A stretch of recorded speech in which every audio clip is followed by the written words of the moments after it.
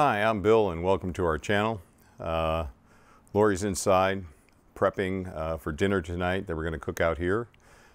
She's prepping to do Singaporean chili shrimp over noodles, but with her twist. So I've seen a lot of questions about how do you clean your stone. In no way what I'm going to show you is necessarily the right way, but it hasn't been the wrong way either. We've been able to keep our stone clean. You know, in the most basic sense, flipping the stone over is definitely key. If you have something on the surface, eventually it will burn off. But here's how I do it. I use the Ooni Koda long-handled brush, and what I'll do is I'll just go in and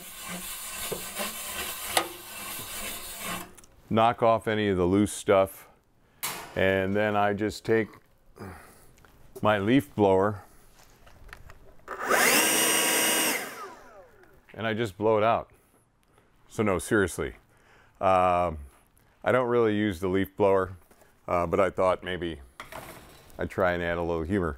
What I do is definitely I use the brush, and then I just have a couple of black towels that I just kind of put on it here, and I just wipe it out. And a lot of times when it's cold, I'll just wipe it out this way, and if it happens to be already warm and I have to do something, I'll put on my my Ooni Koda glove. I know some people use welding gloves, and then I will just be careful, and then I'll go in and just wipe it out if the oven's been warm. And as you already know, you can just lift it up, pull it out, flip it over, and it'll burn off on the bottom while you bring the clean side to the top. So that's kind of how we do it. I'd like any comments on how you do it, but really probably the leaf blower. The first time I actually did it with the leaf blower, I got a bunch of soot in my face, so that was the last time I did that. Anyway, just short little video showing you how I clean our stone. It stayed clean.